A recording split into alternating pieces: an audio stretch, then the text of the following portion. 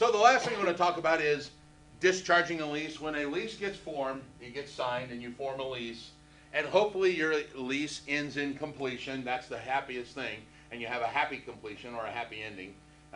It's a whole other thing. Where the lease terminates, everybody goes on their own way. Occasionally, there is a breach. A breach is where one party or the other violates one of the clauses in the lease. The most common breach that everybody thinks about is what? Eviction. Well, not eviction, Not but why? paying Why? time. They didn't pay. That's the most common one. Theoretically, you can file for eviction, which we'll get to in a minute, for any breach of the lease. Remember the one I told you about that had the grooming in the garage? I filed eviction on them. They were current on their rent. It's funny because Marion County already, in the space that they already have typed out non-payment of rent. Yeah. So you can evict anybody for any reason. A lot of times I'll have to cross that out because it's not because of that, it's because of another reason.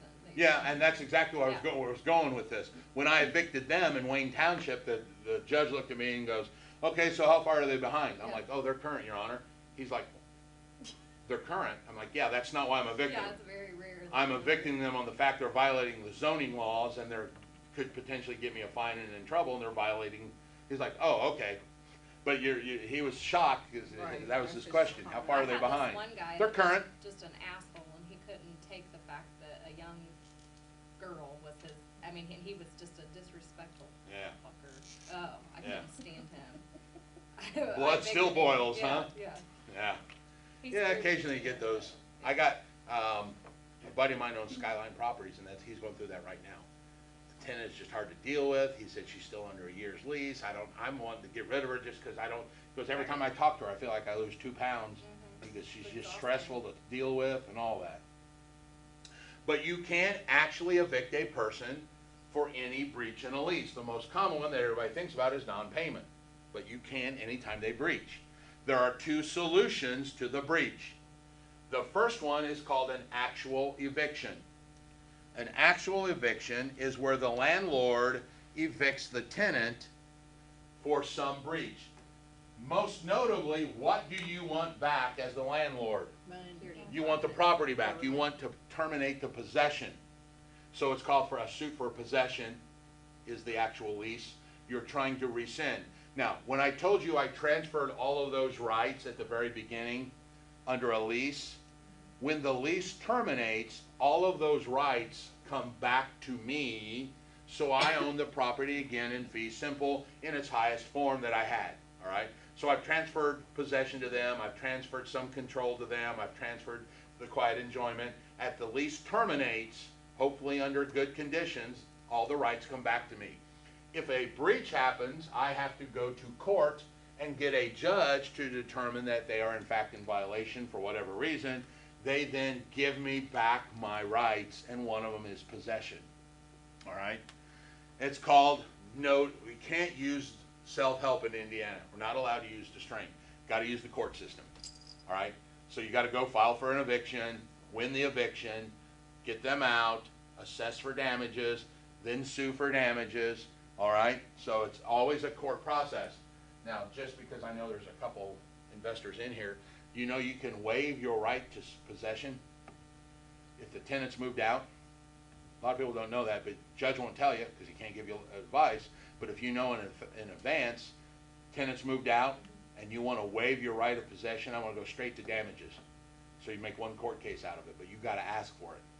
Your Honor, I want to waive my right for possession hearing and go straight to damages, and because you know you're going to get that. They've already vacated. You got it. Yeah, I've already got possession. They vacated. And under my lease, after so many days, I can go in and take over to make sure that my property doesn't waste. So I've got possession, so I don't need to sue for that. So at that time, if you know what the damages are, you can just say, I want to move. There's the key. You have to actually be ready for damages. Be ready for that. So if you ask the judge, I want to waive the suit for possession and go straight to damages, the judge will say, okay, what are the damages? Well, I'm not really prepared. Well, then you can't do that. You've got to be ready for that. Okay, yes, I've already taken pictures. Here's the itemized list, yada, yada, yada. It's $800, and he'll make a judgment that day. Okay, possession grant or damages granted in the amount of $800 or whatever to the plaintiff. So what did you say? It's waive the suit for possession and move and move for damages. I'll waive my suit of possession and move for damages, Your Honor. Okay. Now, there's another eviction called a constructive eviction. Basically, the tenant is evicting themselves because the property, and the key word is uninhabitable. The property has to be uninhabitable. Okay? I had a lady try and pull this on me one day.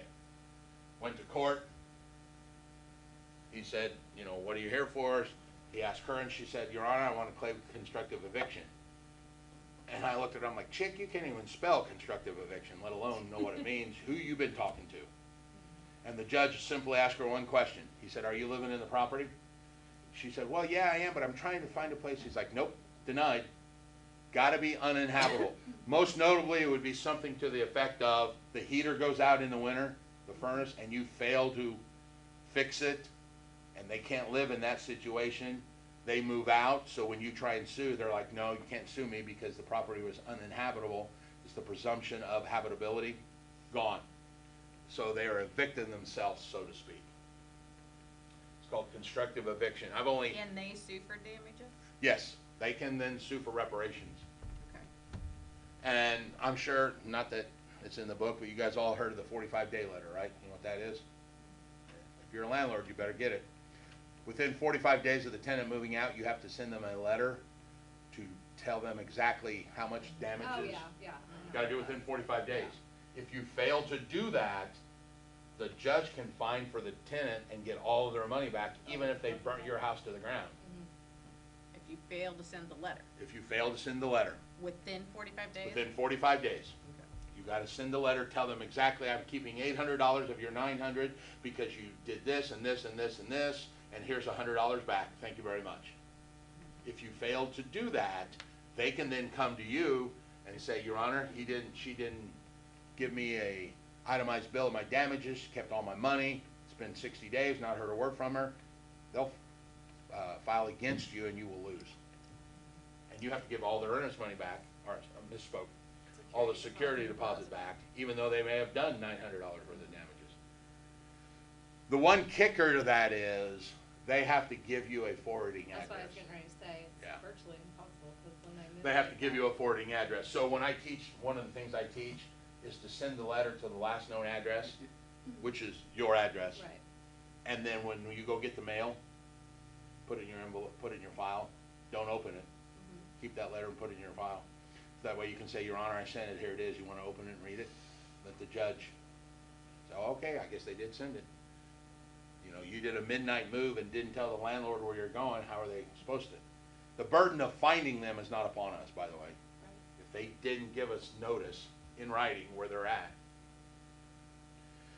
Indiana does work under pro-tenant legislation. We work on what's called the Uniform Residential Landlord and Tenant Act, which basically says this is a tenant state. Be prepared if you want to be a landlord. You are automatically found guilty before you even go. You are an investor and should invest money in it. Also, don't forget, fair housing still applies to rental property. You cannot violate any of the fair housing rules or civil rights rules. You know, 7 protected classes, you still have to abide by those. Like we do in a sale, still happens in a rental.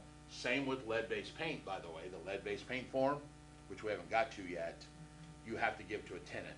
If you're renting a house built before 1978, you still got to give them the lead-based paint form. Virtually identically the same that you use in the sale. It uses different words. Any questions about leases? What'd you say the pro-tenant legislation is? Uniform Residential Landlord and Tenant Act. Isn't that what it said it is? Yeah. The Uniform Residential Landlord and Tenant Act. Basically, that's what I'm saying. The tenant has rights. You can't self-help. There's certain procedures you have to do to evict them. They've got certain rights as a tenant, things like that, that you can't violate. You can't say, well, it's my house. I decided to take all the windows out. Yeah. No, you can't do that. Or You take know. the front door. Yeah, take the front door home, and I gotta shave a little off the side so it fits better, so I'll take this home and it'll be back in a couple days. Or fill the meter box until they call you. You can't do that. All right, I think that's all for the day. Have a good day. You know what?